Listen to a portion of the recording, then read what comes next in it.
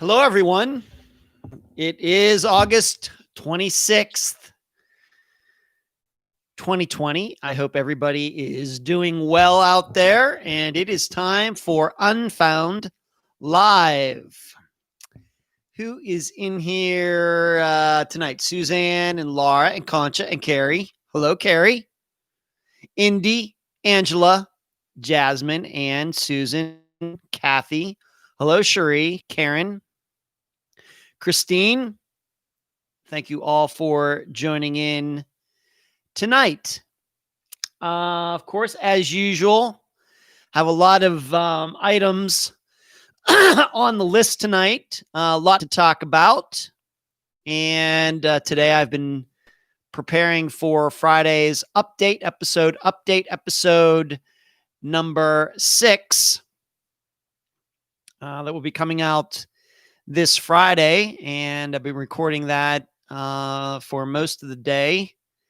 And hello, Sharon. Hello, Vegas girl. Hi. Well, I'm going to tell you about that. I'm doing pretty well, Vegas girl. Thank you for asking. I'm going to talk about that in a moment. But everything's fine here. Beautiful day out, although I wasn't out there. I was doing work. But I also want to maybe point out that we have this Hurricane Laura that's coming ashore in Louisiana. I hope none of you are in the path of that. That looks pretty serious about what's going to be happening there. Is it tonight? I really don't know when it's supposed to come ashore, but it looks pretty serious. Delane, hey y'all, finally got to tune into the live show versus listening to the replay. Hello, Delane. And you sent me a question. I'm going to do my best to answer this evening, Delane. So probably tonight was a good time to tune in. Me, as Vegas girl asked how I'm doing, I had a really good weekend. I know some of you do follow my private feed, are friends with me on Facebook, and although I played pretty average on Saturday at this disc golf tournament here at Coachman Park, which is only not even 20 minutes away, we had 2 rounds on Saturday of 18 baskets and then 18 baskets on Sunday. Saturday, I played pretty average and kind of was angry at myself on Saturday night. After that round, I was stewing a little bit, a little upset with myself. I had made some bad choices with discs, and wasn't so much my technique, just making a couple bad psychological decisions out there. Really, really angry with myself. Really, really disappointed, I got to tell you. And then I showed up on Sunday and I teed off. What time was my tee time? Was it 10:20? Maybe 9:40. It was like 9:40 in the morning or something. And I ended up shooting my best round in my career. And that goes back essentially 8 years to really 2012 when I started participating in tournaments here in Florida. And my last highest rated, and I'm not going to get in how they're all rated and everything, but my best rated round, not just the score, but the length of the course, how difficult it is and everything, was back in 2013. And I surpassed that rating with this round that I shot or threw on Sunday. And I got to tell you, I mean, I had a nice round the weekend before. I shot 10 under, but that was from the short tees. On Sunday, I shot 8 down from the long tees, from where the pros and everybody else are playing from. And what was weird was that for like half the round, I played okay. Like the first 9 baskets, I was only, what would have been? 1 under. And then the final 9, I birdied 7 of the last 9 baskets. And in fact, I birdied. So I shot a 2, like one throw and then putt, one throw, then putt, the last 6 baskets. So I only needed 12 throws to finish the last 6 baskets. I just got hot and shot the best round ever of my career. And that's been a long time coming, given how poorly I've been playing like the last 5 years. So I'm hoping that's going to continue. I don't have anything. I'm not playing this weekend, but I will be playing a week and a half from now up in Floral City. So I'm hoping that can continue, but it's been a long road for me trying to get back to playing well again. My disc golf well again. It's been a fight. So I never thought I really, it's got to be the new hat. Well, funny you should mention that. I had both out there, Cherie. I was wearing the Unfound hat and I did have the Unfound towel, but I still have to admit, Cherie, that it's hard for me to use the towel because it's so nice. So I'm getting over that mental hurdle, Cherie. But it was just great. I just get in that zone and you're out there. And I was playing with good guys on my, we were foursome. The guys were good. And it just came together. Felt fantastic out there. And I'm playing against like guys like half my age. And so I ended up finishing in advanced, which is a very tough division. I finished 18th out of like 49 players, which for me is really, really good. To finish like in that top third, or, if I could just finish in the top third of advanced division for the rest of my career, I would be pretty happy with that. So I just about accomplished that, even though I didn't even play that well on Saturday. I just hope I can keep it going. But you just don't know the bad mental places I've been out in the disc golf course over the last 5 years. So finally to feel like I used to feel like back in 2014, 2015, mentally, it felt really, really good. So that's what I did. Like I said, I had 2 rounds on Saturday, which I didn't expect, and then only 1 round on Sunday. But I will be playing again, once again, not this weekend, but next weekend. Floral City, that's Labor Day weekend. Kathy, Suzanne, Karen. Hello, Karen. Cherie, it's got to be, yeah, it does. Twinkle, the Unfound lucky hat, I think it is. I tell you what, I will tell all of you, and I'm not bragging about this, but I'm probably the best dressed guy out there because I'm all color coordinated. I have red shirts. I wear long pants, which most disc golfers do not do. They're black, so I got red and black. I have black shoes. I have a black hat, and then my disc golf bag is red and black. I'm like the most color coordinated guy out there, probably the best dressed guy out there, which probably wherever my mother is, she's probably shocked by that. But it was nice. It was just so nice. I can't even begin to explain it to you how great it was. I've been talking about this for 8 minutes now. Hello, James. What's up? Delane says, my son-in-law is a hockey player and he had certain rituals for game night. He's quite funny. Hello, LaFord. Lucky hat and talent. Maybe it. Just maybe it. I don't know if I have any pregame rituals. I'm not superstitious like that, Delane. Not even when I played baseball in high school, which is baseball is traditionally a very, very ritualistic, a sport. People, what do they call it? Superstitions and things like that. I was never like that in baseball. And I'm not really like that in disc golf. I just wear what I wear. And there was a time when I just show up and kind of just wear shorts and a t-shirt like everybody else. Then it's like, I think I can do better than that. And in this year, with the new disc golf bag, it's red and black. I was like, you know what? In the Unfound colors, of course, I was like, I really think I can use this, to spruce my image up a little bit. And so that's what I'm doing. I don't, maybe that's why I'm playing better. I don't know. But there you go. But and then of course the hair and everything. I just I look very, very unique out there. Let's just put it that way. Speaking of disc golf, it was on TV for the first time tonight. From 7 to 8 Eastern time on CBS Sports Network, they rebroadcast a tournament from earlier this year, and they'll be playing it tomorrow night. They'll be playing it tomorrow night, Friday night, Saturday night.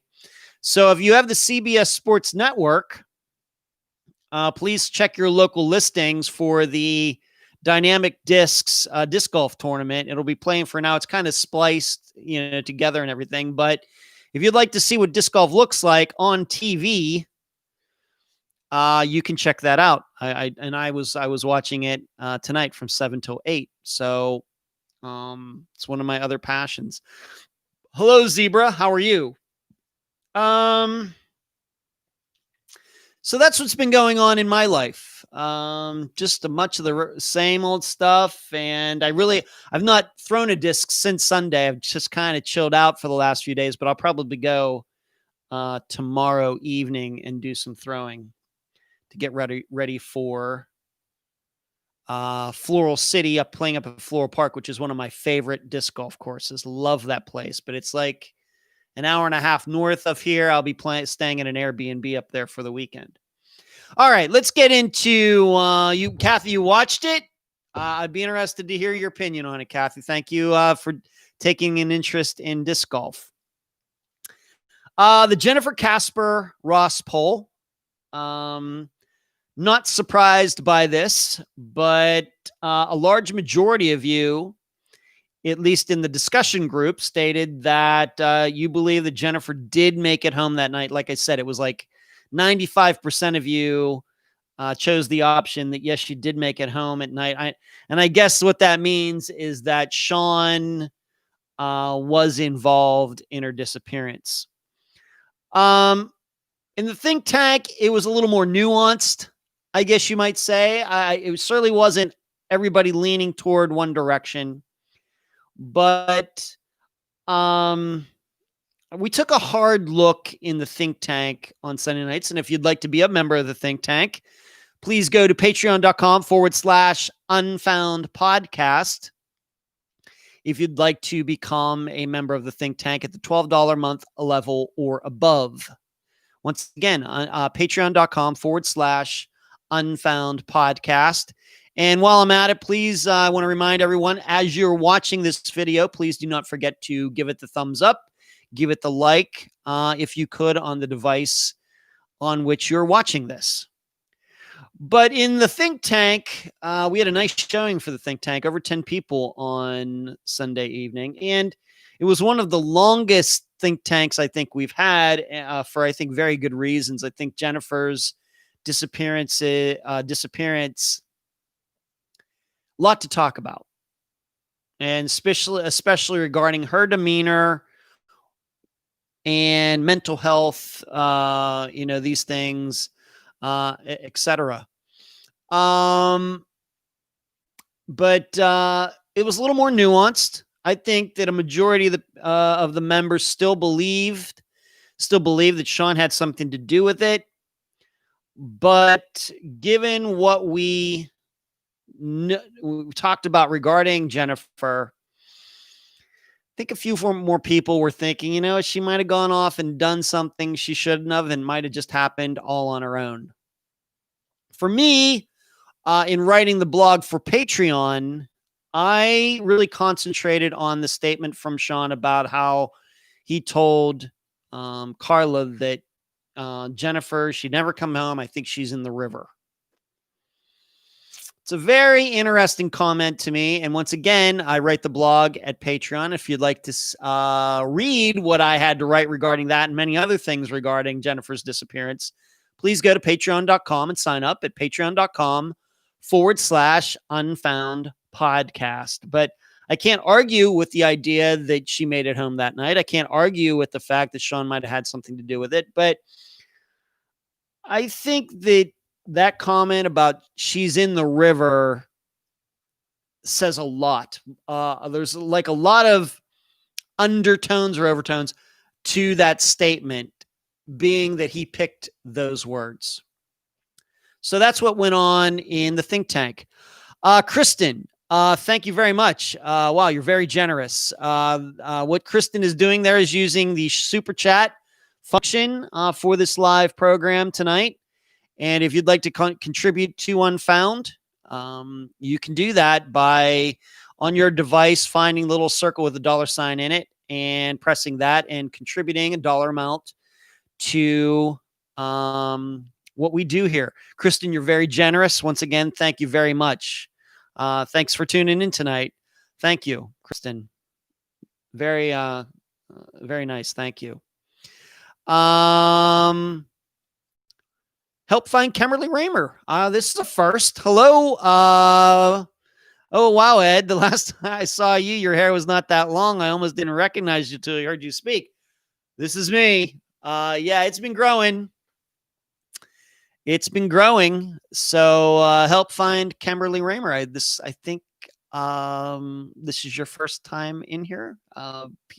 Please forgive me if I don't remember you being in here before, but I appreciate you joining in. And once again, Kristen, thank you very much for your contribution.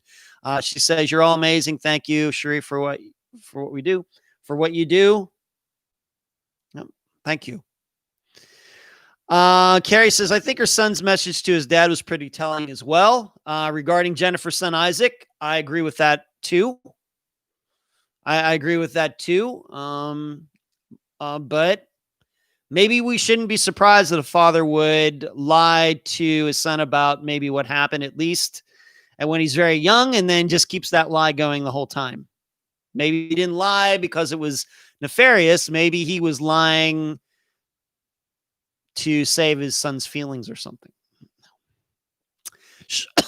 Sean says, I found you from Stephen Kocher's case. Sean, thank you for finding the live show tonight. Thank you. Thank you. Thank you for the compliment there, Help Find. Help Find, it's been a while. You did a podcast for us and our cast. And thank you very much. Case, yeah. Kimberly Raymer, that was in 2018, I believe, right? And I continue to see Kimberly's name in the news. I know they named a field or something up in the Panhandle or Alabama after her, correct? That's right, right? Kathy says, Sean, that's how I found Unfound in 2019, January 2019, Stephen Kocher. Yes, 2018. Okay.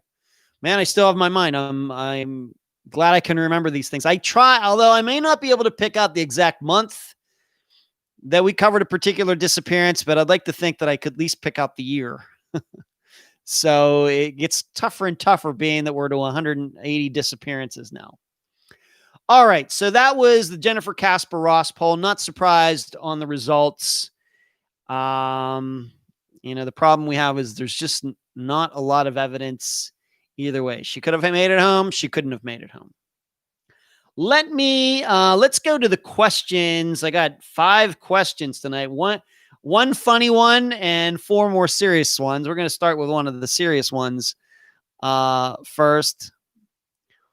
Karen says, me too. Stephen Kocher's case got me hooked. There aren't many quality podcasts like us. Oh, Karen, you're too kind. Thank you. Jill asked me. Jill always gets a question in every week, and it's usually good, and this week is no different. With international cases, have there been issues due to different laws and there's difficulties getting that info out? Or how is international listenership? Well, Jill, first of all, we have listeners all over the world. I can look on Podomatic and see where the program is being downloaded. And it's all over. In fact, I know even for this live show, we've had people tune in for the live show from Australia. And we've had people from France and the United Kingdom tune in for this live show, you know, on a regular basis. So that's not unusual. So it's even more so for just the audio program that comes out every Friday. So there's that. So it is an international show. I'm not going to say every country, but it's certainly a majority of countries, over 50%. However, as far as the first part of your question, with international cases, have there been issues due to different laws, and is there difficulties getting the info out? Well, the other country that, that we've covered disappearances at is Canada. And I would not say that the laws are much different there than they are here. I've been to Canada enough to know that except for kilometers, except for them using the metric system instead of the good old-fashioned English system, at least going there for a week like I have to go fishing and everything, there's not much of a difference. Now, I know there are actually, when it comes to the law, there are a lot of differences between the United States and Canada. Many, many, many. So just because it just looks a little different because of the metric system doesn't mean that we're similar. Actually, we're probably more different than we realize. Although the United States and Canada can look to England as the start of our countries. But so I would not say that, regarding Canada, I would not say that there have been many issues. I would not say that. We've covered 4, 5, 6 disappearances from there. And you run into a lot of the same issues that you do here. The Royal Canadian Mounted Police not taking a disappearance seriously enough, coming to quick judgments if a person has been into drugs, minorities maybe not getting as much attention for their disappearances as they should. We've covered at least a few disappearances, First Nation, what they call First Nation people there. Bonnie Joseph, Immaculate Basil, who Lucas Degerness, that maybe their disappearances should have been taken more seriously than they were. So I would say it seems to be about the same. Now, when the issue is getting information like FOIAs, which is only a United States thing, they may have something like that in Canada. I really don't know. Once again, their laws are a little bit different when it comes to speech and access to information. Their laws are a little bit different. How different? I'm not sure. As far as all the other countries out there, the only other country we've covered a disappearance in was, oh no, I knew I was going to get caught. It wasn't Cameroon. It wasn't Uganda. Where was it? It was in Africa. Unfortunately, it was, and Ben Charles Padilla, and he took the jet and disappeared. We really just didn't get into that in that episode, so I really can't comment. So Jill, I'm not sure how to answer your question other than to answer your question only where we've actually covered disappearances, a multitude of disappearances, which would be Canada. I'm guessing if we were to cover some disappearances in France, I have no problem with that, or Australia, or Italy, or Japan, or anywhere else. I'm guessing eventually we would run into issues that are very much a difference between the United States and whatever country. But I would not say that at this point we've encountered anything that is a really big difference.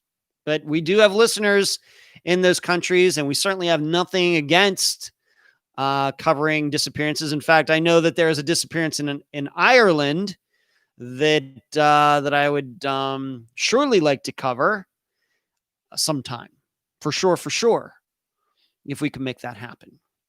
So, Jill, I hope that answers your question. Help find Kimberly Raymer. Thank you. Thank you for your contribution. Once again, Kristen, thank you very much. You're very generous. Same to you. Help find Kimberly Raymer. Thank you. Suzanne says candlelight vigil on August 30th for Tim Beauchart in Purvis, Mississippi this year. His mom posted. Okay, everybody now knows about that. Thank you for posting that, Suzanne. All right, listening from New Zealand, by the way, it's Rosalie. Well, there you go, Jill. We got a listener in New Zealand, way down there. I was just reading about, speaking of Rosalie, I was reading about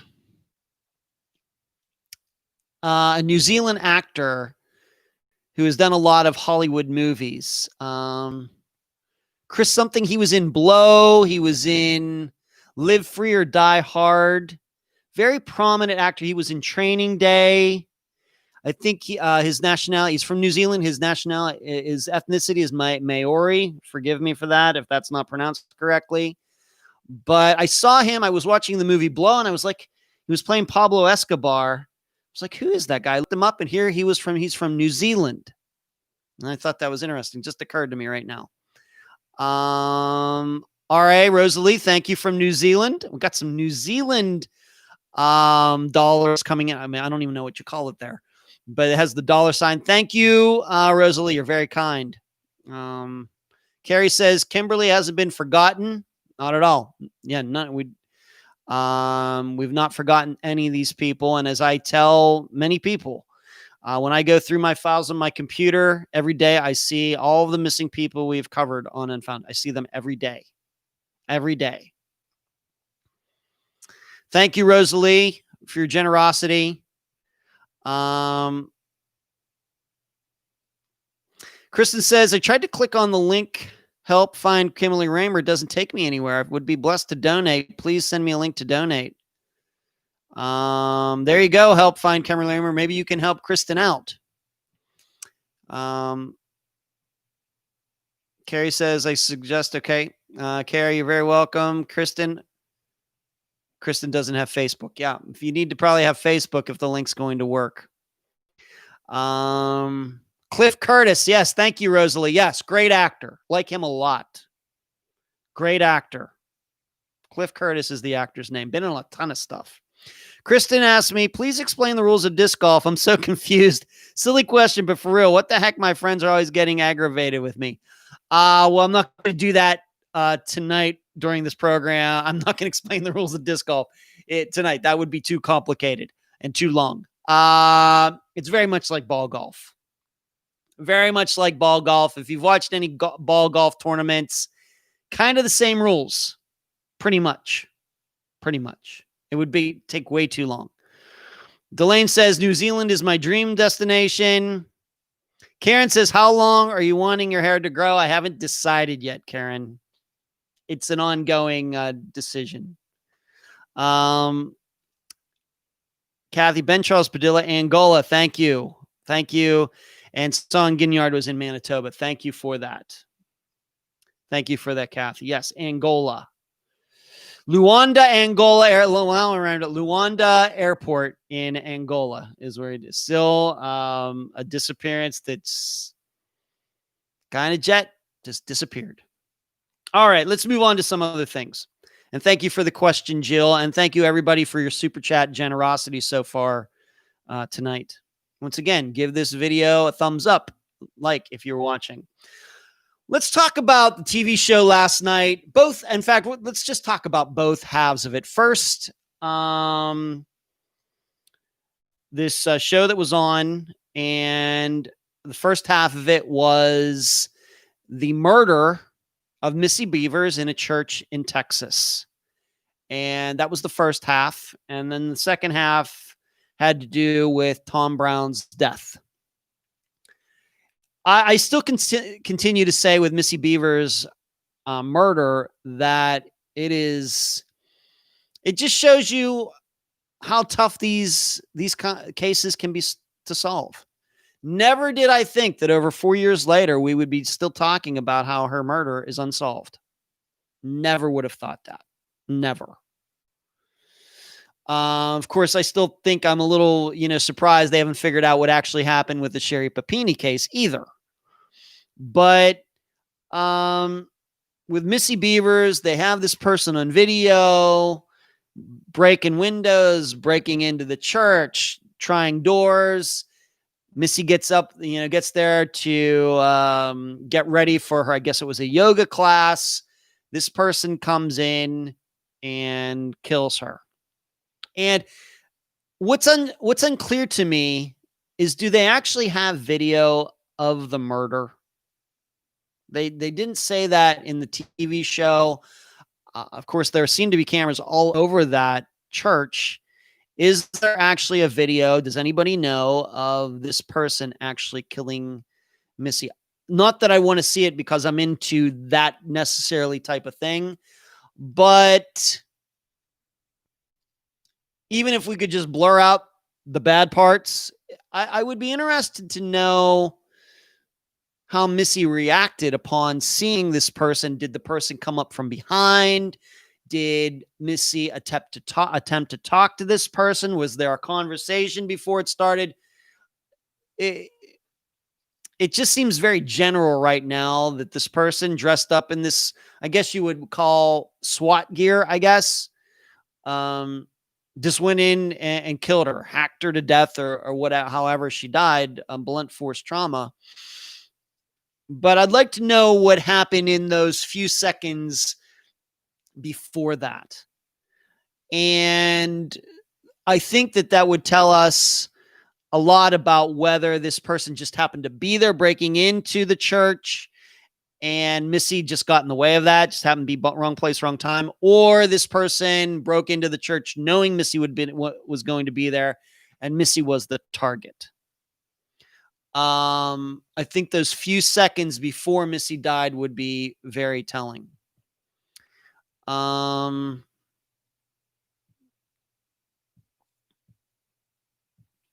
Twinkle says, no, I don't believe they have a video of the murder. Just some video of a person moving around the building. Carrie, I think they mentioned that the cameras were glitchy that day, and they only got video of the hallway, nothing in room outside. Sherry also says no video of Missy being murdered. Okay.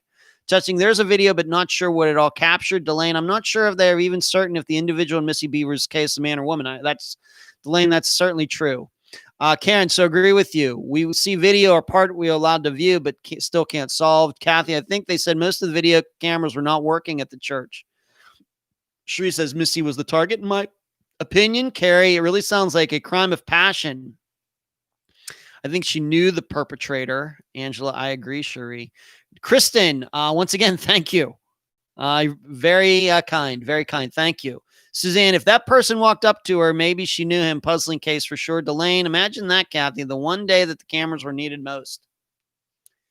Well, they did cover this guy who kind of walked like the person in that video, the killer. They showed him walking around, but I think what we're finding out, because they've done that with him, they've done it with the father of her husband, I think it was, that, and what we're finding is there are a lot of people who walk like that. And they all tend to have a similar build. And it doesn't seem like the walk of that person is going to be what finally identifies the killer. It's going to have to be other things. I think that's what we're finding out, because the guy that they said was a suspect seemingly has a pretty solid alibi, according to the TV show, if you want to believe it. So Missy Beaver's murder, I got to believe that it'll eventually be solved, but I would, it's hard to say when. It's hard to say when.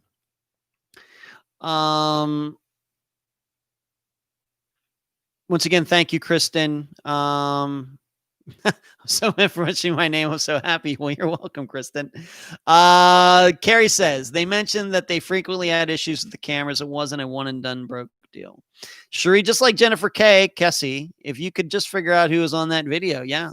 Lisa, hey, I tuned in late. My kids and grandkids were here for dinner and we ran a little late. Lisa, you are excused. What did you had? I'd like to know what you had for dinner, though. That would be very interesting to me. So let's go on to now the Tom Brown part. And I wrote some of these points last night, and I just want to go over them again, maybe in a little bit more detail for all of you.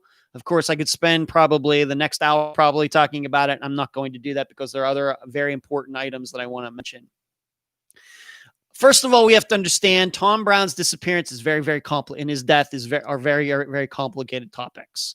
So you have to realize that it wasn't even a half hour. It's 23 minutes with the commercials, not including the commercials. So they only had 23 minutes to cover Tom's disappearance and death. Good luck with that.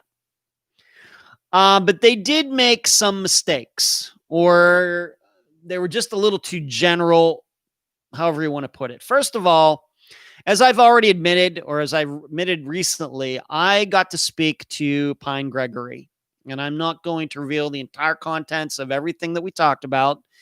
I will continue to mention my conversation with him as it pops up, as topics pop up that he and I talked about. That's the way I'm going to do it. But the way I remember when I talked to Pine is that I thought that he told me that he was there during the day, whereas in the TV show, they said he was there at night when he was out there and discovered Tom's remains. I could have sworn he told me that he was out there during the day. He told me why he was out there and what he was doing and why he was in that area. Once again, whether you want to believe him or not, that's up to you. But I could have sworn he told me it was during the day. So maybe the TV show got that part wrong. As far as the holster goes, and the investigative journalist who said that, oh yeah, it was a 24 caliber holster, there is no such thing. Holsters have nothing to do with, when you hear 25 caliber, that is the size of the bullet, not the size of the gun. A 25 caliber gun could be this big. It could be that big. And though we've already talked about 25 caliber these days is not very common. I have a 9mm. I have two 9mm pistols. One is larger. One is very small. They would both require different holsters, even though it's the same caliber. So just because there was a holster found out there doesn't mean it would fit a 25 caliber gun. They misled the viewers on that. And I'm not saying I'm the greatest gun expert ever, but I own guns. I shoot guns. I have holsters. I surely know about that. The luminol that Phil Klein talked about. People have to remember something. I'm not saying there wasn't additional blood in there. What I'm saying is after that amount of time, it is possible when you spray luminol on something that it might show, it might glow or, but that doesn't mean that it is attaching itself to blood. Luminol will light up or latch onto other items besides blood. I'm not saying there wasn't additional blood in the vehicle. I'm not saying somebody didn't clean it up. I just want you to understand is just because luminol says, oh, it's, they bring the black light and everything, doesn't necessarily mean that is blood. We also have to remember this, is that the Durango wasn't new. It was I forget what year it was. We have to remember that Tom was a football player. He probably drove that truck after practice, and he could have been bleeding. You do get bloody sometimes when you play football, and his blood could be in the vehicle for other reasons. And that blood might have dried. Maybe he cleaned it up at some time way in the past, and it could be that luminol showed that and not blood that had anything to do with Tom's disappearance. Okay, we have to remember you react. Thank you, luminol. Thank you, Carrie. That is the word I was looking for. React. Luminol will react to different materials, just not blood. But even if it was reacting to blood in the vehicle, that blood could have been there for many different reasons. Many, many different reasons. Moreover, that just because it reacted to it, they never could test what it was reacting to later. It could be anybody's blood. It could be his brother's from something that happened. It could be Penny's. It could be Penny's husband's who was in the vehicle and something happened. It could be anything. It could be anything. Just remember that. And I thought that I understand the point that Phil Klein's trying to make, but I also want to make the point that luminol can react to all sorts of different things. So I know that looked really, really suspicious. when it might not be. And there are really factual reasons, logical reasons to believe that it's reacting to something else besides blood. Let me go down here. Lisa says we had bacon wrapped shrimp with garlic and sauce and salad. You're killing me, Lisa. You're killing me. That sounds so good.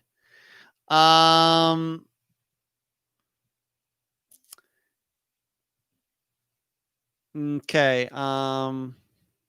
All right, we go down here. Carrie, to me, it doesn't make sense that he was tramping around in the dark in the woods. Daytimes makes much more sense. Like I said, as far as Pine Gregory, that is the way I remember it. And if he is watching or something, if I misunderstood that, it's my fault. I'm not saying he was lying or anything else, but the way I remember the conversation is I thought he said he was there during the day.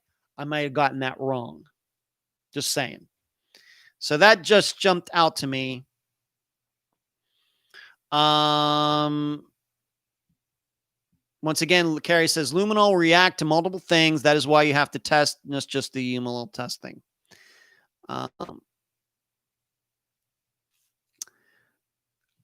Suzanne says you're welcome, Suzanne.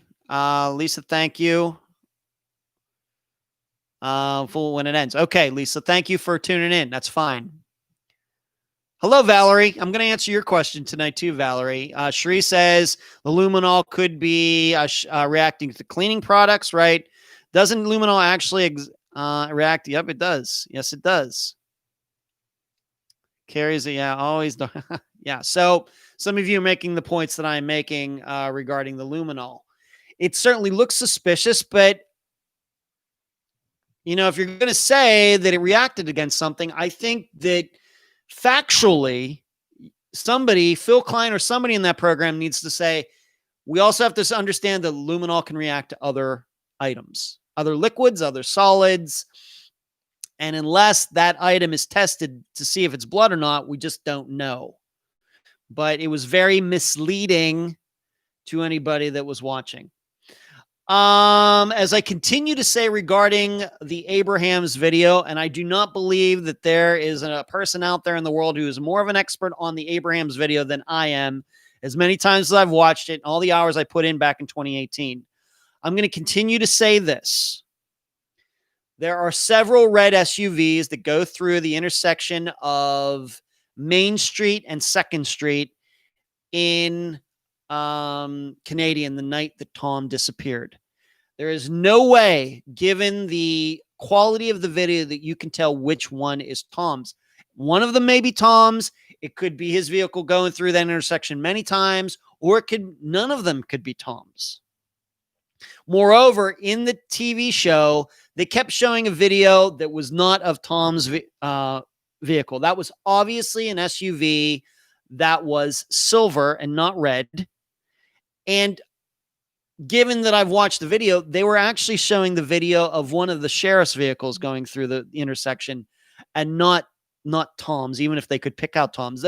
That video they kept showing of a SUV going from the right side of the screen to the left side of the screen, that's actually a sheriff's vehicle. You know how I know? Because when it goes by, you can see the little TV screen inside the vehicle of the laptop that all of those deputies and the sheriff have in their vehicles, that all police officers do. That's how you know. That's how I first figured out that those were sheriff's vehicles, deputies' vehicles, Hemphill County vehicles back in 2018. So I want you to remember that regarding it. And then as far as Phil Klein's theory, he stated toward the end, he offered up his own theory that Tom was taken to the football field and then something happened, something got out of hand, and somebody shot him in the head. That's what Phil Klein said. Now, the problem with that is that even though not the entirety of Tom's remains were recovered, his skull was one of the items recovered. The percentage is 30%. I don't know what 30% it was of Tom's remains that were recovered. But I do know, having talked to Pine, who admits he was the guy who found the remains, And he explained how he did it, whether you believe him or not. But nobody disputes that he found the remains. That's how they came to be found.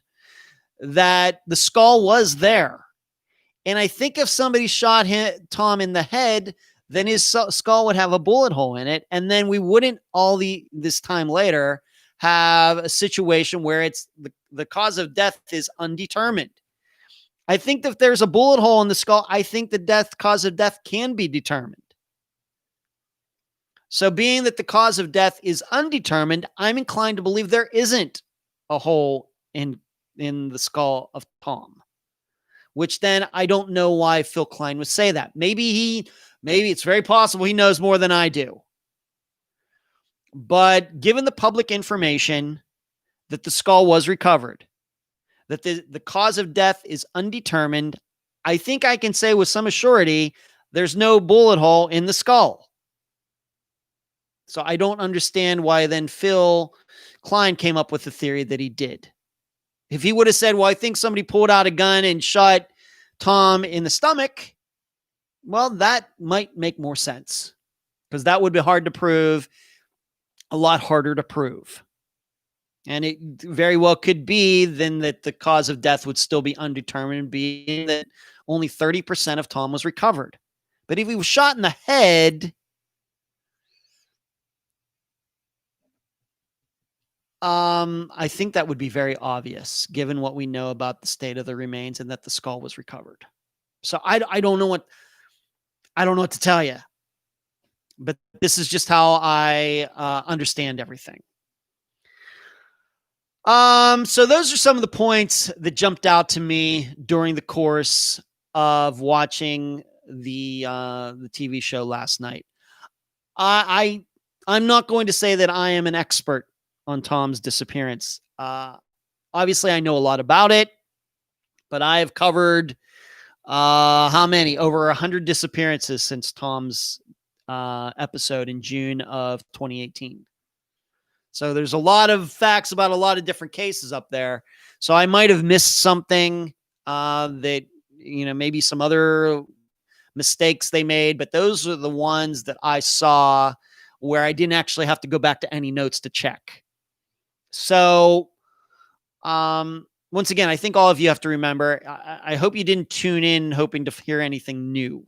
In 23 minutes, they're not going to be able to have any time to cover anything new. They're just going to hit, the most, important points.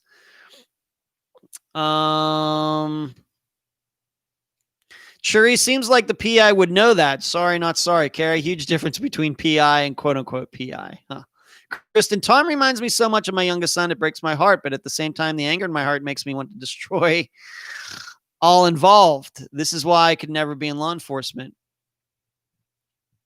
Carrie, I think if he was shot in the head while in the truck, there would have been damage to the interior. That's true. The vehicle as well as headrest. That's true. Kristen says that Klein is a big fat liar. Touching. The police in that case didn't want to cooperate with the family. Well, there's a lot of things going on there, Touching, that I'm certainly not going to get into tonight. Carrie, don't have to read this. Yeah. Carrie says Phil is a nut bucket. Cherie, did they mention the phone? I haven't watched the last 10 minutes yet. They do mention the phone, Cherie, and it is pointed out by Phil Klein that it was in pristine condition.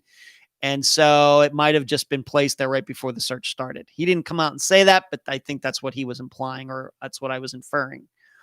So they do talk about the phone, Cherie. And I think that even the AG's office admitted that the phone could have possibly been planted. And that's always going to be a sticking point in all of this. That if you believe Tom committed suicide, however, he parked his vehicle where it was, walked 12 miles and died, that still doesn't explain how his phone was out there for all that time and it looked like it had just been placed there before the search started, because Tom couldn't have done that because he was deceased. It's always going to be a sticking point.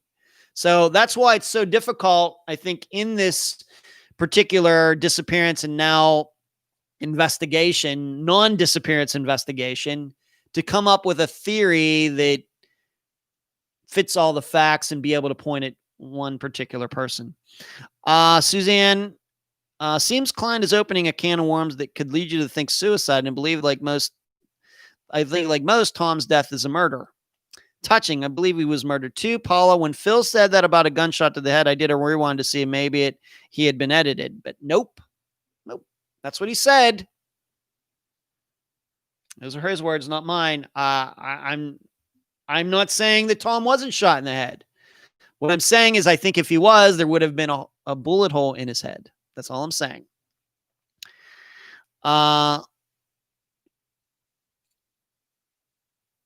They lead everyone to believe, Carrie says, they lead everyone to believe that only a small amount of people knew about the search and location. However, it was posted and shared over 100 times.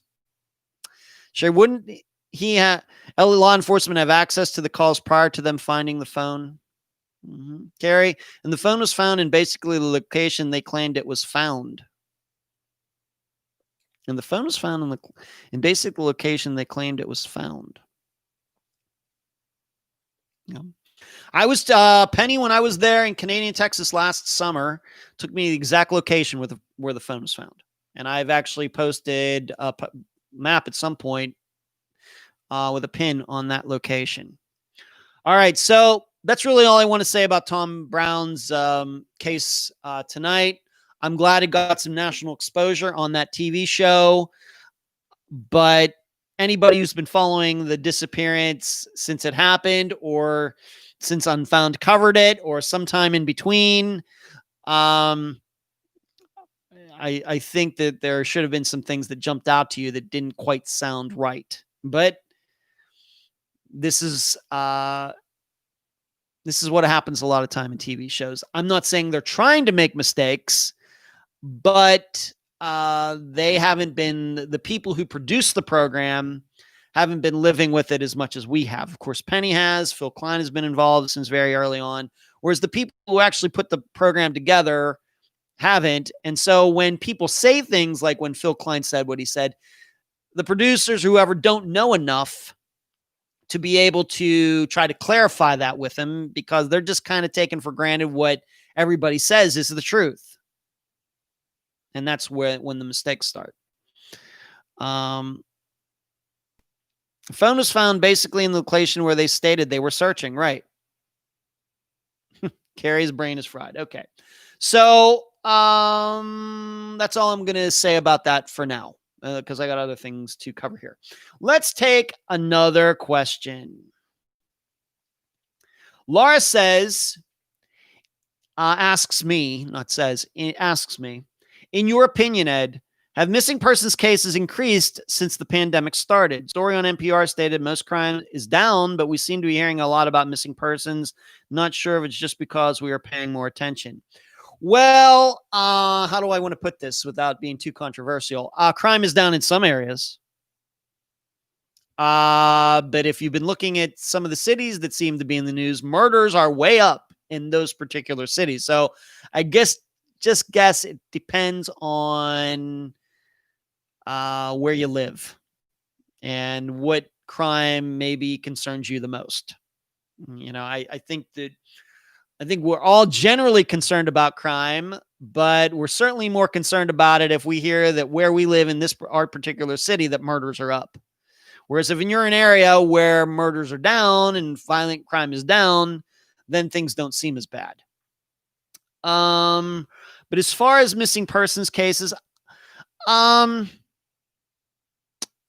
still popping up. I mean, I see new ones every day. When I go, the first thing I do every day when I get online is check Google News to see what new missing persons cases are making news in the last 24 hours. I do that every day. It doesn't seem to me that they've slowed down, but it doesn't seem to me they've sped up either. The problem we have is that given some of the things that are going on in certain cities, there are no resources to look into these missing persons disappearance, these missing person cases, these new ones at all. So just to say, if you're going to go missing in Portland, if you're going to go missing in Seattle, you're going to go missing in Chicago, you're going to go missing in some of these other cities, and you're expecting the police to take a missing persons report and do anything, good luck. Good luck. What I'm going to talk about eventually, though, Laura, is I do believe, though, that suicides are up, and I'll get to that in a moment. But I see no evidence that missing persons cases are up. I see no evidence that missing persons cases are down. There are stories out there that domestic violence is up, but I don't know if there's actually any study being done on that. And it may be just anecdotal evidence of that. So I think it's probably about the same, and I'm not here to argue with NPR. I'm sure crime is down some places, but crime is certainly up other places. Okay. Let's see what's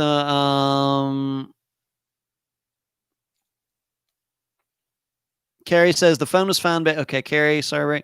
Suzanne, well said, Ed. Thank you, Suzanne. Carrie, I think it is a lot that people are home more and have more time to pay attention to. Yeah. Kristen says Tom did not commit suicide. Let all who believe that line up so I can give them a swift kick to the head. Well, let's not be violent, Kristen. Let's just hope that whatever the truth is, whatever the facts are, they come out in the end. And I have no horse in this race. I just want the facts to come out, the truth to come out, so we know exactly what did happen to Tom. Whatever it is fine by me. Let's move on to this. Chris Turner. His remains were identified this past summer. I'm going to be talking about him on Friday for the update episode, so I'm not going to go too much into this. But what his mother told me within the last couple days is that once Chris's remains were identified, it was turned over to the homicide division, but now the investigation is on hold. Not sure what that means, but that's what she told me. We just like in Tom's case, I think that in Chris's, I know that there are people out there who believe that Chris Turner was murdered. If you go back and listen to the interview I did with Dawn way back in 2017, you know how and if you follow her on Facebook, you know what she thinks, and I'm not going to get into that. But this is another situation where we have to be prepared that we may never know what happened to Chris.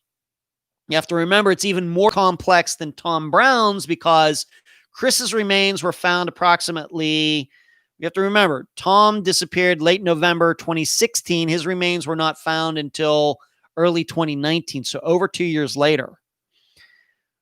With Chris, though, his remains he disappeared in August 2016. His remains were found in April 2017, so 8 months.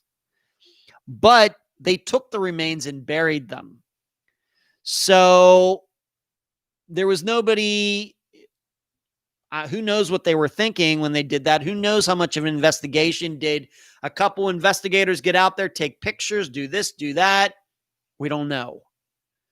But they were eventually buried in an unmarked grave in Las Vegas, and now Dawn's getting to take Chris and his remains back to Reno. So it even makes it more difficult because I'm guessing when they collected his remains in April 2017, they probably thought it's just some homeless person or some drug addict or something like that, and Chris was none of those. So it could be even more complex than in Chris's or in Tom's case, even though in both situations, there are people out there who believe a murder was committed. Got to remember that. Kristen, Tom did not. Okay. Sean says, Ed, you ever followed the missing 411 and David Paulides? I do not follow him at all. Not at all. Zero. The only things I know about him are what people tell me. So there's Chris Turner. Once again, the investigation is on hold, and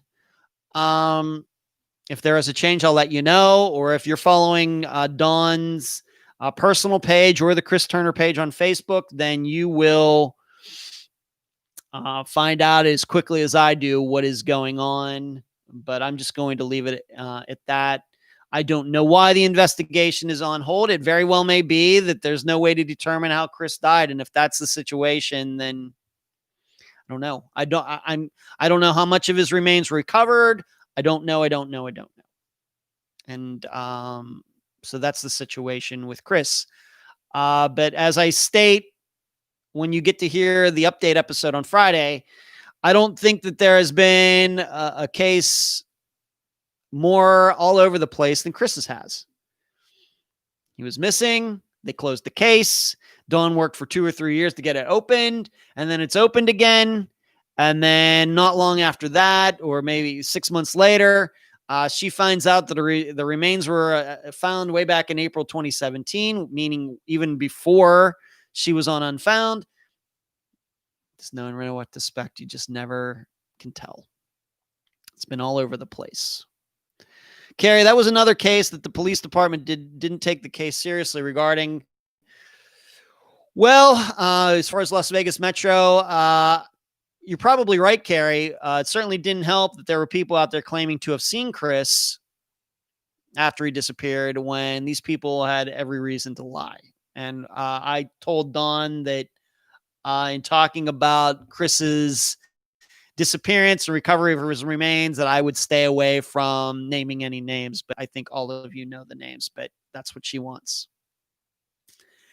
Let's move on to this news item, case that we did not cover on Unfound, although Cherie at one time suggested to me that I may be doing an Unfound now on this disappearance, but we won't be doing that now. And that is Sydney, this young woman who went jogging and then disappeared. And it turns out that I guess you'd call him a neighbor. Maybe not. I don't know if it was a next door neighbor, but someone who lived not too far away from her. He has admitted that he killed, his name is Quake, Quake, Quake Lewellyn. And he's a farmer. And in fact, his family got Farm Family of the Year in 2016.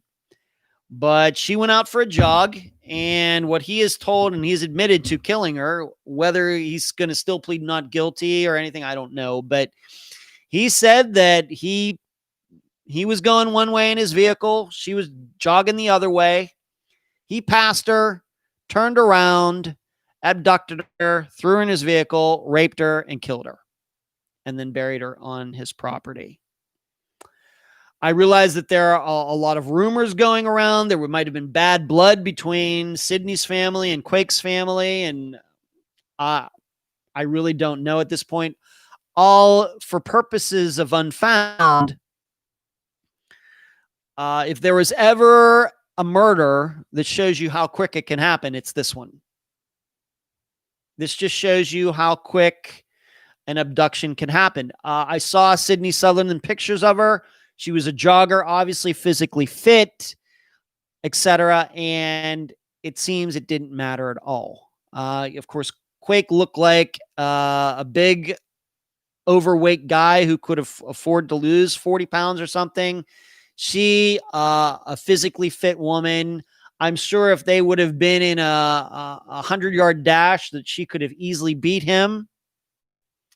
But in these circumstances, with her on the road, him in his vehicle, and him just, I guess you saw it surprising her. I guess she was defenseless. This is why, for me, every woman on this earth, if you are able to carry pepper spray, mace, a gun, a knife, a taser, whatever it takes, all of you should be doing this. All of you, 100%.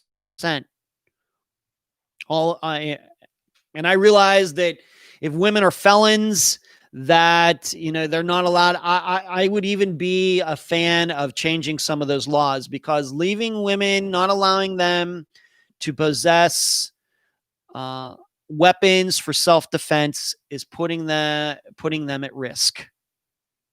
Men, a little different.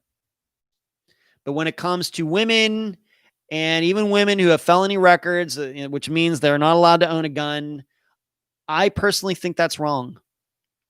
And I'm willing to take the chance of some felony women, if it's white collar crime, bouncing checks or whatever. Those types of women should not be restricted from owning guns where you are allowed to own guns in the United States. To me, that's crazy. Everybody should have the right to be able to defend herself. And this is a perfect example of that. But this also shows how quick it can happen. So when you think about some of these disappearances where women have gone out and disappeared, maybe like a Jamie Bowen, seconds, not minutes, seconds. And it could be for no reason. It could be for, now there may have been a reason, but really, let's say the Quake had been a little better at disposing of Sydney, or maybe people hadn't noticed that Sydney was gone right away. Say it might have taken a week. What if it would have taken a week or 2 weeks to notice that Sydney was gone? Quake probably gets away with this. Why? Because I don't know if anybody would have ever picked him out as being the perpetrator. So,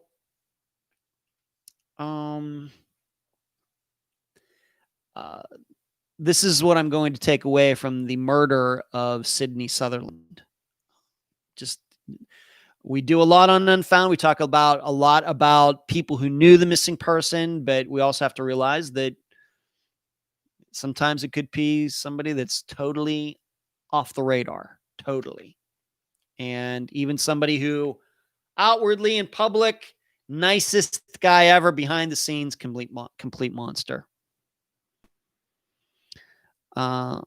Angela asked me regarding Chris Turner, why would investigation be put on hold? I don't know, Angela. That's just what Dawn told me. I don't know.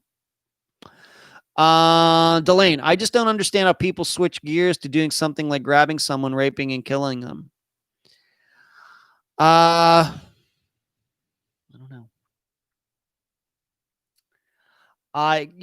To tell you the truth, Delane, being a guy, it might have just been that Sydney Sutherland was an attractive woman and Quake wanted to rape her. Saw her and wanted to rape her. Just something like that. I don't know. Maybe he had made advances toward her in the past. She rejected them. And he was going to get even. I have no idea. Just for purposes of Unfound, though, I just want you to remember how quickly these types of crimes can happen. Cherie, if you're a felon, you can still buy pepper spray. That's true, Cherie. Thank you. Delane, it depends on the felony. Some women can be as dangerous as some men. That's true, Delane. But Cherie says, now Quake is being questioned in the disappearance of another girl. Cherie, if you could get the name of that girl and post it here, I think that would be helpful to everyone if you could do that. Rosalie, you don't understand because you're in your right mind. Yeah. There it is, Suzanne. Yes, Brooke Allensworth. Her ex was in jail with Quake. Okay, thank you for getting that name, Suzanne, for all of us. Thank you for that. Delane says, once again, it depends on the felony. Some women can be as dangerous as men. I agree, but I think that although gun laws vary from state to state, I think it's pretty universal that if you have a felony on the record, good luck trying to get a gun. And I would like to see that changed. For me, it would have to depend on the type of felony. It shouldn't be automatic. If it's like I said, white collar type of crime, bouncing checks, identity theft and things, I'm a little more open to that, regarding with men, not so much, but with women, I'm willing to give them a little more leeway. LaFord says rape is about violence and not how attractive someone is. Well, that's true, LaFord. That's not what I really meant. Carrie, Brooke was also on his wife's Facebook.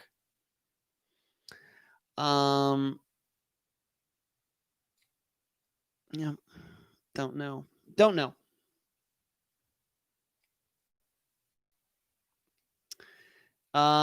Suzanne, Quake's wife, Gracie, was also Facebook friends with Brooke, and Brooke was also, yeah.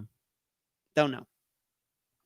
But that's how quick it can happen. Let's move on to another one that Cherie has suggested I do an Unfound Now on, and have not done one. Probably a little too late to do one on it anyway. But Suzanne Morphew, her husband finally did an interview, but he wouldn't allow it to be recorded. And the reporter who did it had to like paraphrase, and when doing the official report on the interview, so there were restrictions that I would never go along with if I were a reporter. I'm not going to go along with the rules that this person sets for me. Somebody like this, I'm going to set my own rules, and if they're not going to go along with them, I'm just not interested. But Suzanne's brother is also speaking out, and I watched the video, and obviously, you know, he's devastated, as you would expect. He certainly seems to be pointing the finger at Suzanne's husband. But as I was telling Cherie, and I think Cherie was the one that sent me the link to this,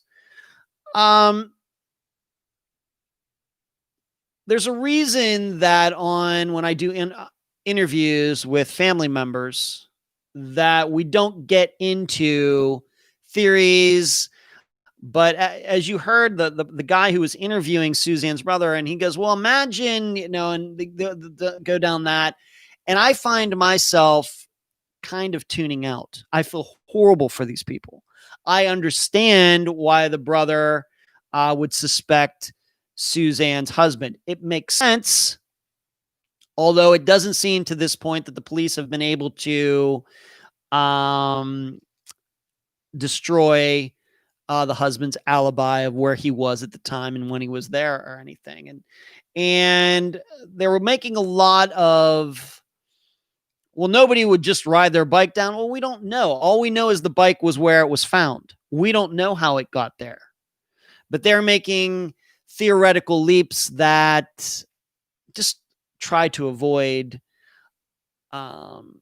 when I interview guests, because once again, I don't like putting theories in the public's mind. I want people to come up with their own ideas. And as soon as a family member says, well, she would never ride down in there. Well, you don't know what she would do. You don't know. You weren't there. Maybe she was having some sort of mental episode. Maybe she was getting chased. Maybe she was this. We just don't know. So, but as soon as a family member says, well, she wouldn't do that, then that greatly stops people from thinking outside the box regarding this. And the fact is, Suzanne is still missing. So I'm not sure what to think. I know some of my assistants certainly believe that Suzanne's husband murdered her on Mother's Day for some reason. I'm open to that, but it just seems to me that maybe his alibi could have been undermined by this point all these months later, and it just hasn't been. So I just don't know what to think. But if you do watch that video, maybe Cherie, you have the link to it or something. If people want to watch it or just listen to it, then maybe you might see some of the differences. And I think you'll see why I try to avoid doing what the interviewer does in that particular interview. But once again, I understand the brother's thinking. I just would have handled the interview in a little bit of a different way.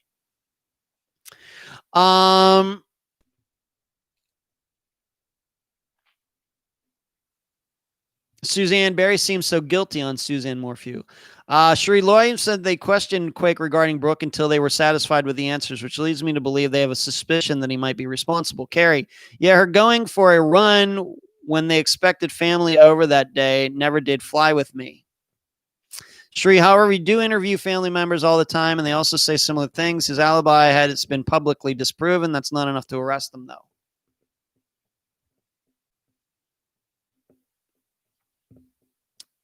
Well, I guess what I'm saying, Shri, is that I never ask any of my guests to imagine things.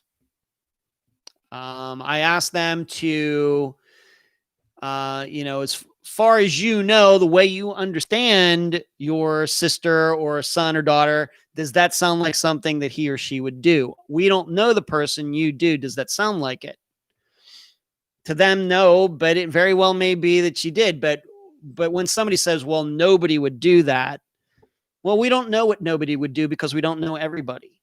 So Shri says the interview is on the Profiling Evil YouTube channel. His alibi has been publicly disproven. That's not enough to arrest him, though. How has it been? So no, I understand what you're saying, but people do often say my daughter would never leave her children. Yeah, and then what do I also say? We know that, I'm not here to smile about it, but what do I say though? Parents do leave their children. Parents do leave their children. I always make sure that all of you understand that. There has to be that yin and yang regarding this, just keeping things as factual as possible. It's one of those ones. Will it be solved? Maybe. I certainly would like to hear more regarding Suzanne Morphew's disappearance. Even though they talked to her brother, what kind of marriage did have? I mean, the feeling I get from Suzanne Morphew's disappearance, and I'm not an expert on it, is that the way I understand it is that it would lead me to believe that the husband had, a woman on the side or something. And that to me would be something, especially after all these months, that would be easy to prove. I haven't heard anything about that, or maybe I've missed it. Was there ever any allegations of domestic violence in their marriage? I didn't hear that during the interview with Suzanne's brother. So then what went so far? What if the husband did something? What happened that went so far as for this to happen? Whereas I'll give you an example from Unfound's library. Rosemary Rapp. She and her husband were married for 40 some years. She disappears. Rosemary's daughter believes that the husband killed Rosemary. I think that was fairly obvious in the interview, even though I don't think she came right out and said it. But we know, though, about that guy that he did seem like a surly guy. There were issues. Probably might have been cheating on Rosemary with one of her sisters and everything else. Whereas I'm not hearing that in Suzanne's case. So that's why at least I'm open to the idea that maybe it's no different than with Sydney Sutherland. Suzanne goes out for a ride, gets attacked, gets snatched up, just like Sydney did. Because if it can happen to Sydney out of nowhere, it can certainly have happened to Suzanne. So I guess that's what I'm trying to say regarding. There are a lot of similarities I see between those. The only difference, I guess, is Sydney was not married, and I really can't even remember if she had a boyfriend or not. But let's move on to this. Another question, and that is from Tanya. She wanted me to ask what I think about FBI getting involved in the disappearance of Crystal Rogers. Tanya, if you're out there, I just had a chance to read up on it very quickly. I'm guessing the reason the FBI is getting involved is because there's a possibility that multiple police officers could be involved in the covering up of something. So I guess that's why they're getting involved. And I understand that there have been some remains found, although they've been not identified as crystals yet. I don't know if you need the FBI necessarily for that, But as soon as I started reading about this and hearing that, what was it? Crystal's was her husband or boyfriend or is a cop, or his brother was a cop, and I didn't write it all down. It becomes very obvious to me why you might want some law enforcement organization outside of there to be, involved. I got to tell you, in reading the article that I did, what made me suspicious is that the one cop who is could be crooked said he owned like 30 properties or something like that. I don't know. He sounds like he might be the police officer with the highest net worth in the entire United States, if that's the truth. So, that's all I really can say about it, Tanya, that maybe the FBI is involved because somebody wants to make sure that the investigation goes in an unbiased way. Yes, Suzanne says, please hit that like button as you're watching. Please do. Carrie says, I think the FBI got involved because the case possibly crosses state lines. Delane, and they sound so convinced of it that I think they put on blinders to actual facts. Definitely, Delane. Cherie says. You may be right about that, Carrie. The only point I would make is that we've covered a few disappearances that seemingly crossed state lines, and the FBI wasn't involved. I don't know if there's a clear-cut rule there. I think like Eric Alvarado, were the FBI that involved? Maybe they took a look at it, but the way I remember Eric Alvarado's disappearance is that his hometown police force didn't want to have anything to do with it, and the police force where his vehicle was found over in Arkansas, they didn't want to have anything to do with it either. So there was a jurisdictional issue there that I don't remember the FBI getting involved in. So it could be in Crystal Rogers' case, but I would be, I think I would feel much better that they're getting involved because there could be some police corruption going on there instead of it just being a across the lines thing. Carrie says, I think they have a very narrow definition of when they get involved. Usually they assist, not take over. Okay. All right, let's move on to a couple other things. I'm going to be making some map videos probably tomorrow, so be looking for on YouTube. I'm going to go back to the beginning, way back to the episodes we covered in 2016, and work on a couple map videos, try to crank a couple of those out here and there until I get caught up with them, because there are some of the older episodes that maybe could use some map video help. And I've already made the list. I just have to figure out what I'm going to be saying, what I'm going to diagram, what I'm going to say. But I think I'm going to be starting on that tomorrow. So be looking for those on the YouTube channel. The Unfound Roundtable. We're going to have our first meeting on Monday night. I'm hoping all my assistants can make it. Carrie, Heather, Eric, Natasha. I know Cherie will be there. Emily. So, this is just going to be kind of talking things out to start. This is not something that will be for public consumption, at least not yet. We're going to set up, what we're actually trying to do here. And then somewhere down the road, we'll record the first one.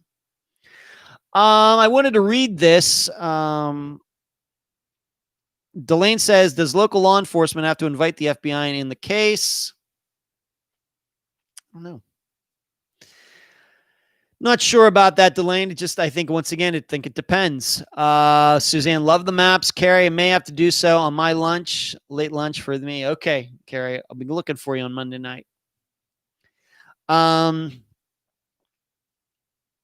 think, Delane asking that question, I really think it does depend on the circumstances.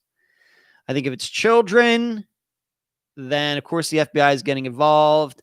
If it's a very obvious, extreme across state lines case, then I think so.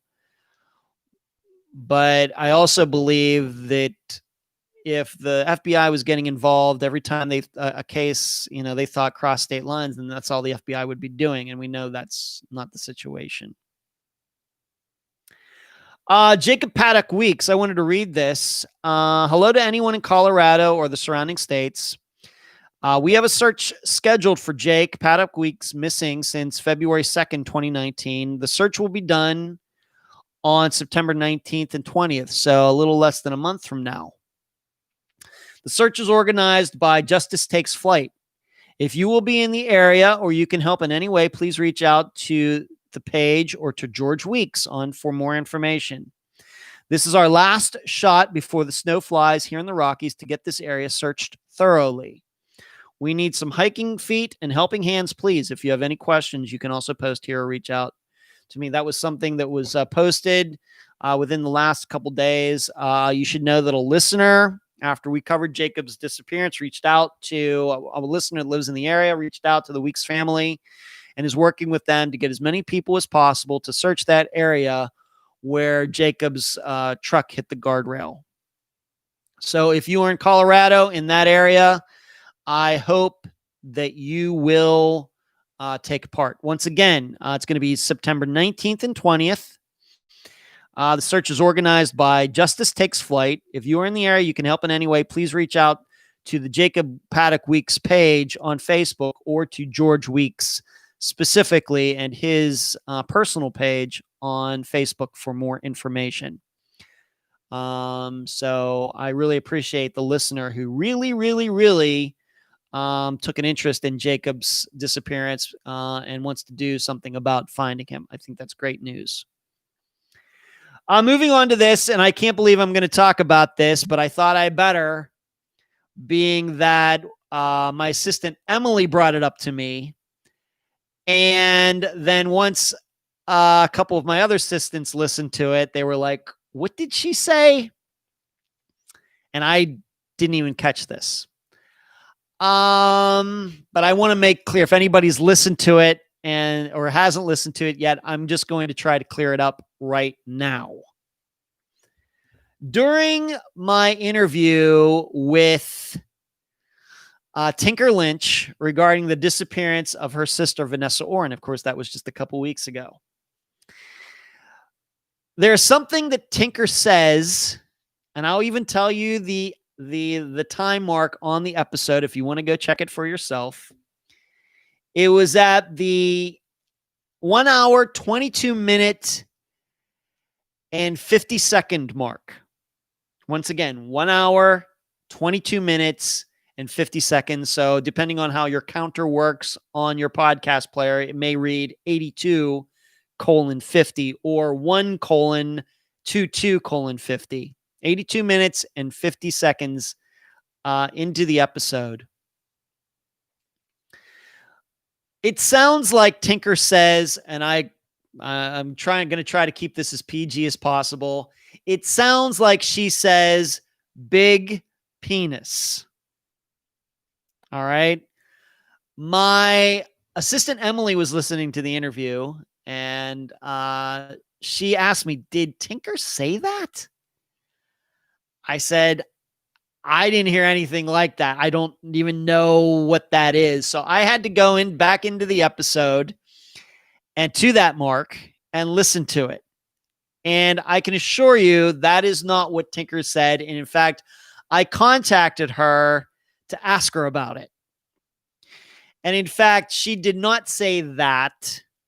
She said big Tina's. TINA''S. And that had to do with when Robert came across Vanessa on the side of the road, he took her to one of her Tinker's friends, and Tinker's friend is Big Tina. And it was Big Tina's house, not big what I just said a minute ago. All right. This is a first on Unfound. But given that Emily pointed that out. I did not want to make anybody believe that is what Tinker said. It was, once I listened to it, once Emily pointed out to me and I listened to it, I automatically knew what she meant. I knew what she said, even though I admit it kind of sounds like something else. But she said Big Tina's. Big Tina is a friend of Tinker's. So there you go. Just wanted to clear that up. I know all of you are now going to go back in there and now listen to it. You probably didn't even, maybe just went right past you when you first listened to it, but now you're all going to go back in there and listen to it to see what I'm talking about. And that's fine. But not in that interview. Cherie, I heard the cluck cluck too, Carrie. Of all of us, it surprised me that Emily heard it first. Well, Delane says, too funny. I heard Big Tina. Okay. Karen, so what if she did? It's anonymous, Ed. I know plenty of men called. Yeah, Karen. Okay. I got you. I'm not going there. Hello, Jill. I see you. I answered your question already, Jill. So you're going to have to go back through and listen to it. But I see you, Jill. I saw you tune in here, Karen. So, yeah. But I just wanted to make sure that everybody understood what she said, just because I take pride. Not that there's anything wrong with being anatomically correct, but that's not what she said. And when we're calling people nicknames that may be that, I don't think that that's still appropriate. Even though it's an anatomically correct word, I still don't think it's appropriate for what we're doing here. So if that's what she actually said, I would have bleeped it out. But that's not what she said. Delia Lane, well, Emily's babe did recently come home. Okay. All right. All right, here we go. All right, moving on. Let me answer another question. Delane, you asked me a long one. Delane asked me, how do I handle follow-ups with a disappearance victim's family when most of the occurrences and disappearances point to suicide? Even if you don't specifically say that it appears to be a suicide, you're giving them advice on what needs to be done next, such as check the river. We seem to get a lot of moms that swear their son or daughter would never leave their child, and yet it happens all the time, especially with mental illness or drug addiction. If you've discussed this, disregard it. No, I can answer that, Delane. What I try to tell people is that they need to understand something. And I know this has become almost a cliche for the program, but if we knew what happened, we could just go solve it right now. If we knew what happened. What we are trying to do with guests is give them the best advice possible, given what we know. And to do that, it may be that we need to give them our own theory just to explain why we are thinking the way we do. I think I can give you, Carrie says, and suddenly Ed has lost control of the chatters. No, I've not. Besides, it's Cherie who's in charge of the chatters anyway. For example, and I don't think that I'm speaking out of school regarding this, because I did write this on the Patreon blog regarding this disappearance. We covered the disappearance of Jesse Ross. I think that the signs point to Jesse having committed suicide, be going into the river, even though I know that the river was searched. And I had to tell his dad that. I don't think he was offended by that. I think he's been told that before. I don't think after all these years that when it came to that particular idea or theory, that's not new. Now, maybe I came to the conclusion is different because we all kind of think differently. And in addition, it very well may be that because I've covered so many disappearances that my thinking may be a little more honed, but I've been wrong and I've been right. I certainly didn't get Esther Westenbarger's right. But on the other hand, We certainly got Andrea Bowman's correct. We certainly got Zoe Campus's correct. We didn't get Crystal Morrison's correct, but I don't think anybody did. I don't think anybody could predict at that end. As I don't think that Esther Westenbarger's disappearance could be, figured out that way. Although I do have a little hindsight 2020 on that. With Christopher Hyde, his remains being found, I can't say that I'm surprised. And I think that I told his sister way back when that's probably that he did end up homeless. Maybe we're a little surprised by Chris Turner's remains being found because there are people out there who believe he was murdered, and maybe usually murderers get rid of bodies better than they seem to have gotten rid of Chris's. So, we get some right, we get some wrong, and some of them are just not predictable. But Delane, I'm always honest with these people. So even if it means that, that it means giving them, some bad news, but it's just an opinion. But I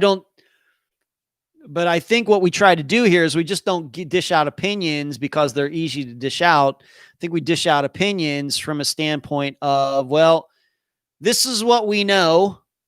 This is how this compares to other disappearances. In Jesse Ross's case, once again, just as an example, people disappear in Chicago, but there aren't any disappearances in Chicago anything like Jesse Ross's in that area. Obviously, Chicago has some very dangerous parts of town. Where he was not like that. Is it possible that he was walking back to his hotel and a car happened to come by and somebody abduct him? It is. It's certainly possible. Maybe it played out just like Sydney Sutherland's did. But men don't get abducted off the streets as much as women do. Because, frankly, men are harder to subdue, even with guns, than women are. So that's why I tend not to lean in that direction. And, but it's just my opinion, just using everything that I think I know. And also because some of the other theories that have been thrown out there that he went to some club or other kids did something to and everything. It's just, they're a little hard to imagine. So, but it's something I have to do because these people are owed the best information. They're owed the truth, and they deserve to know what's inside my head. That's it. And I don't think that's caused a problem with any of them. They have their own ideas, just like Jesse Ross's father does. I don't think he believes that his son committed suicide, and that's fine. Fine by me. And I'm going to support him and any other guest, even though the guests and I may differ, and think differently.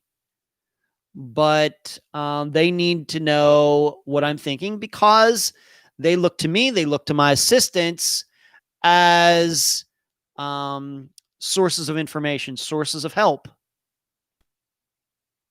So we have to be honest.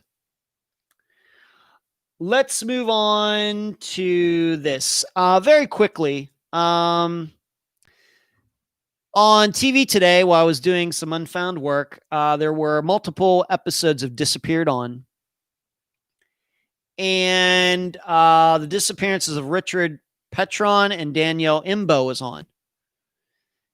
This is a couple that were in Philadelphia, went out they were boyfriend and girlfriend. I think they had both been married before. But they had been dating for a while, and then it kind of had a cooling off period, and then got back together. They went out for a night on the town. People who knew them saw them, and then they left the bar or restaurant or wherever they were, and neither they nor Richard's Dodge Dakota truck were ever seen again. And given recent events with Esther Westenbarger, I have to admit that her disappearance has run through my mind. And to be honest, Cherie and I have talked about this particular disappearance a couple times, and it is a point that we both continue to bring up. Is it possible that somehow these two in their Dakota on the way home ended up in a body of water somewhere? The big difference, though, with Esther's disappearance is that if they were actually going home, they were on like major roads, highways that have guardrails and are elevated highways that, we usually see in metropolitan areas. Whereas Esther she was in Kokomo, Indiana, which is certainly a city, but she was on a 2-lane road, not a highway where people, going 65, 70 miles an hour, where there are guardrails, other obstacles to keep cars from going into water. But then brings up the idea, well, maybe they didn't go directly home. Maybe they decided they wanted to go take a drive along the river. They wanted to go, is there frankly some lover's leap in the area or something? And then something like that happened. It's certainly possible. There are, besides the Delaware River, there are other lakes and ponds all around that area. But to believe that these two went into a body of water by mistake, we have to start thinking that they must have been on surface streets and they took the long way home or something like that. It seems that the police have other ideas, that they came out and said that these two might have been a professional hit job. Well, they said that 5 years ago. On the 10-year anniversary of the disappearance, they came out and they said that's what they believe. Well, now it's 5 years later and it's still unsolved. So I don't know what was going on back in 2015. I don't know if things fell through or they don't have enough evidence, or were they just trying to put pressure on somebody? I don't know. But, could they have been carjacked? What? They just happened to come by their Dakota truck when somebody was stealing it? And it was a Dodge Dakota. It was not a Porsche. It was not a Mercedes. It wasn't a Corvette. Are Dodge Dakotas really carjacking, chop shop targets? I don't think so. So maybe it was one of the, people have brought up Danielle's ex-husband. Certainly possible. But would he have known? I guess he might have known where they were, but would he really take on both of them? Maybe he had a friend. It's a disappearance I'm going to continue to think about, but I have to admit, in watching it today, Esther Westenbarger's disappearance did come to mind.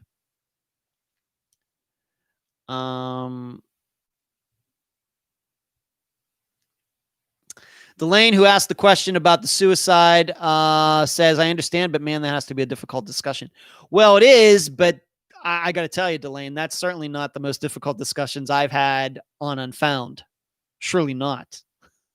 I can't go into all the more difficult ones, but just being honest with somebody and telling you what they think and giving the reasons for that is not difficult, in my opinion. It's not difficult. There are other things that with the program that are a lot more difficult. Sheree says, I can't find the information for the search for Jacob. Is the link also posted in the Unfound discussion page? Not sure, Sheree. It was that Kristen, is her name, was the one who posted it. Maybe it was on her own personal page. Maybe she posted it in the group. I kind of forget where I saw it now.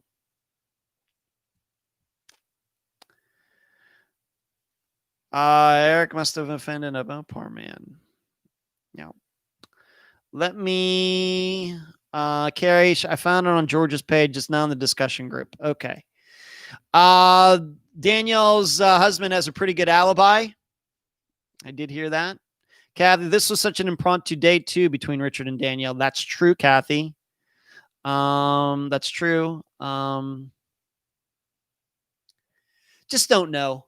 We've covered some couples disappearances. They're not Molly Miller, Colt Haynes, then the couple who were allegedly going to Mexico and disappeared. Both them and their vehicle disappeared. So we've covered a few.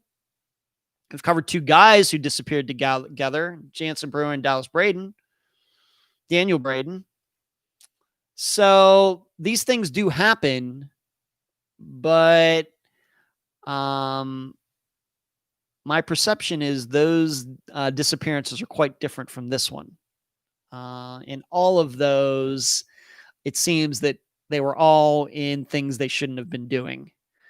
Whereas with Richard and Danielle, it seems they were just a couple just out in the night on the town. Don't know. All right. One more question. And this is kind of a funny one from Valerie. I know Valerie's in here, but I think she got in here late. But I'm going to answer it anyway, and this is going to take us away from true crime, at least for a few minutes. Valerie wants me to give my opinion on where does the other sock go? Meaning, you do clothes, you do all your whites together, and you're folding stuff, and you get all your socks together, and you start pairing them up. And there's always that one sock that doesn't seem to have a partner. What happens to it? I'm going to try to look at this as scientifically as possible, believe it or not. I can only speak from my own experience, Valerie, being that I've been doing my own laundry for the last 22 years. And I have that problem. I will tell you what happens to me is that it's a combination of things. Sometimes I think that we pair up socks with those other socks that it looks like it's the pair. It looks like it's the twin, but it's not. And then in the end, you end up getting two socks that don't look alike. So it seems like you've lost the pair when really, if you were to go back through all the socks that you put together, maybe there are two that shouldn't be together. I think that's a possibility. What I've also found is sometimes when I'll get the clothes out of the dryer, and sometimes I'll just throw them on my bed where I'm going to fold them. And then one of those socks, it just makes it over it just keeps it momentum going. It goes over the other far side of the bed where I never kind of go. And then you get to the end and you got this extra sock and you're like, where the heck goes? Where really it might have gone under the bed. It might have gone under a dresser. It might have, something like that. I also know, and I've had this happen to me, that sometimes you think you got all of the clothes out of the dryer, but you didn't. And there's that, in the dryer, spinning, and it's done. You take all your clothes out, you look in the bottom, everything's out, you go and fold your clothes, and you have this one sock. Well, it could be that one sock is like stuck to the roof of the dryer for some reason.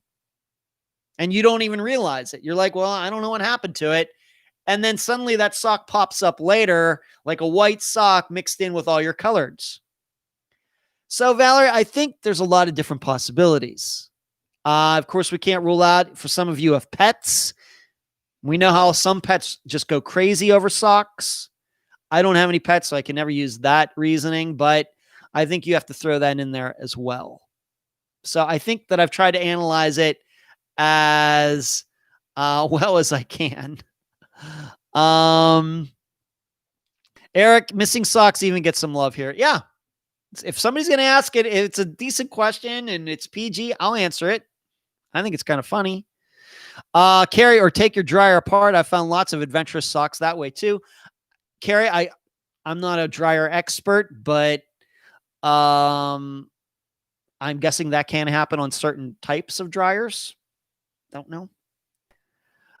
Twinkle says, those are some good sock theories. Yes, you have to realize sometimes what you think is a lost sock is not a lost sock.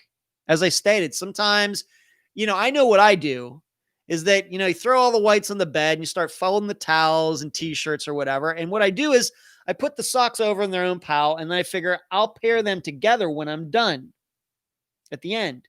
So I'll get everything else folded. You got these pile socks. You start putting them together. Well, sometimes, once again, you pair a sock because you're trying to go quickly. You pair it with another sock that's not actually its pair. It's something different. So then when you get to the end, you have two socks that you suddenly realize you have two socks that kind of look the same, but they don't go together. And what do you think?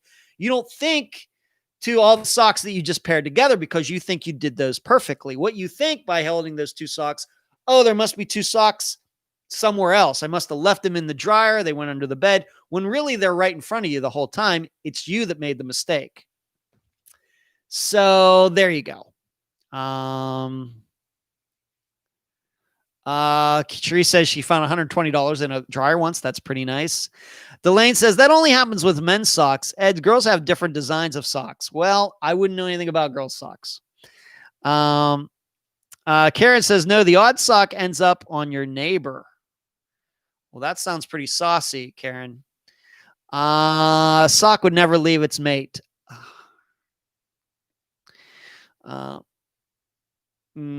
Occam's razor. Okay. All right. One thing I want to read right now, and we'll going long tonight. Wanted to read just a paragraph about something that I've mentioned before. How I've mentioned, of course, we talked about, somebody asked me a question about with this pandemic, are there more missing persons cases? And just not sure, but I did mention suicide. And this is an article, Suicide Epidemic. And I just wanted to read you this paragraph. And this illustrates what I've been trying to say about how the suicide rate in the United States has been going up since I was born in 1970. Between 1999 and 2017, the age-adjusted suicide rate in the U.S. climbed 33%. From 10.5 to 14 deaths per 100,000 people. So in 1999, there were 10.5 suicides per 100,000 people. 18 years later, it's up to 14 deaths per 100,000 people. That's an increase of 33%, according to the Centers for Disease Control and Prevention. And the rise has been accelerating. The rate of suicide, the second leading cause of death in the United States among people between the ages of 10 years old and 34 years old, and 10th overall. So once again, suicide is the second leading cause of death of people between the ages of 10 and 34. And it's the number 10 cause of death overall. So then you'd start throwing in car accidents, heart disease, cancer. It rose by an average of 1% per year between 1999 and 2006, after which it rose at double that pace. And although males in every age group are far more likely to take their own lives than girls and women are, females are slowly closing the gap. You've heard me mention this before. In fact, I've been talking about this on Unfound since the first year of the program. The reason it's come up is because we're looking, usually, I think generally we associate disappearances with violent crime. Why? Because we think a lot of them are murders. Makes total sense. All right. The problem is that the violent crime rate in the United States has been decreasingly going down. Once again, to use my age, 1970, as a marker, since 1970, the violent crime rate in the United States has gone down. There's a lot of reasons for that I'm not going to get into. The problem is that disappearances have not gone down. They're about the same, if not have increased a little bit. So if disappearances are a factor of violent crime, then they should be going down as well, but they're not. Why? And I have put out the theory that the reason is because the suicide rate is going up and addictions are going up. We think of I think that those of us who are around 50 years old or older, we think of the late 60s into the 70s as a big drug era, free love and, summer of love and all of those things. And that's certainly true. But we know that addiction, not just to illegal drugs, but legal drugs as well, is much higher than it was back then. And so I think we have a misconception there. And so I think that that is what is taking up the slack as violent crime that could be involved disappearances going down. What's making up for it is a lot of these disappearances can be attached to suicide and addiction, which are things we, of course, talk about a lot on Unfound. And so these are the statistics I've been trying to tell you about. And it's my belief this is the reason that disappearances haven't gone down with the rest of violent crime, because more and more disappearances, I think, are a factor of suicides and addiction. Meaning suicides in that people are walking out of their lives and are finding a way to kill themselves without anybody finding their bodies. Or there are overdoses that are real overdoses. It's not somebody giving a hot shot. It's just somebody doing drugs and dies. And then the rest of the addicts cover it up because they don't want to get in trouble. I am very, very sure of this. I have no studies to support that, but I think it makes a lot of sense. See you, Delane. Good to see you tonight. Carrie says, but it totally makes sense that suicides would go up. When you are stuck at home, you only have time to get into your own head. Well, for some people, Carrie, surely. Not for me. My lifestyle has not changed hardly at all since this all started in March. I'm a homebody by tradition, by genetics, by everything else. And so, but I understand a lot of people aren't like that. But I do believe that so I don't know if missing persons cases are increasing during this pandemic, but surely suicides are. Surely. So I just wanted to read that to you because we do talk about suicide so much on the program and how our culture, at least in the United States, has changed regarding that over the last 50 years. Eric Smith, possibly what happened to David Kesey. Eric, I'm certainly open to the idea with David's that I don't know if he was a suicide candidate, but being that he was into drugs, then that would be my first choice. But I think there are some other factors in his disappearance that need to be looked at regarding some of the other people who were around him the night that he disappeared. But I certainly would not argue with anybody who believed that he might have overdosed and other people covered it up. I could certainly see that. But there are some people who believe that it might be a little bit something more direct, with foul play, and I could buy into that as well.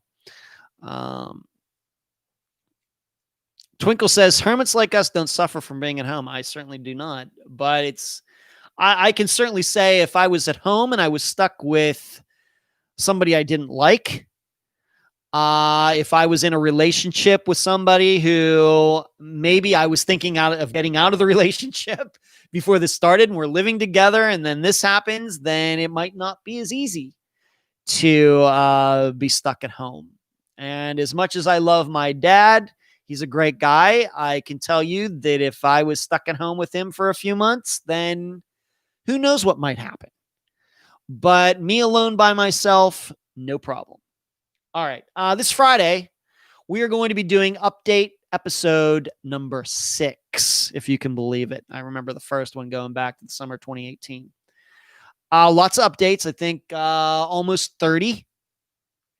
And so this is going to be an episode. Probably it's going to be 2 hours long.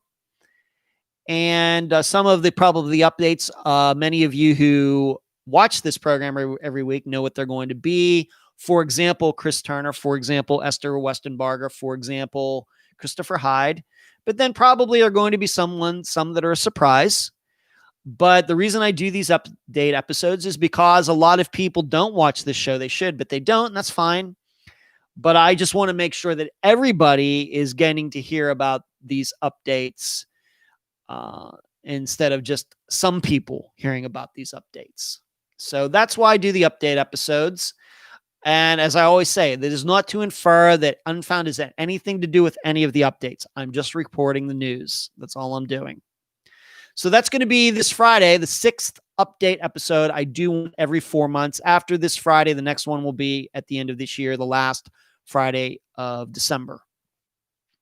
And then next Friday will be the first episode, the 4th year anniversary episode, replaying the disappearance of Suzanne Lewellyn. Somewhere in there, I'm going to do an in memoriam for Andrea Bowman.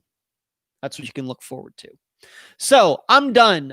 Intro, great disc golf weekend. Played the best I've ever played in my life on Sunday. Disc golf on CBS tomorrow night, Friday night, Saturday night, 7 p.m. Eastern.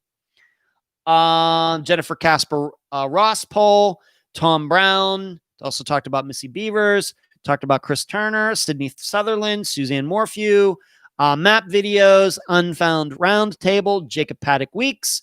Vanessa Orren and the misunderstanding of what Tinker said, Richard Petron and Daniel Imbo.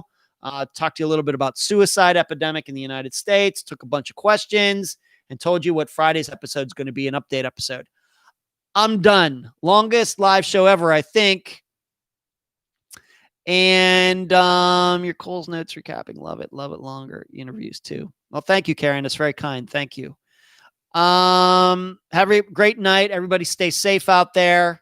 Keep your head on a swivel, and you'll hear me Friday. Good night.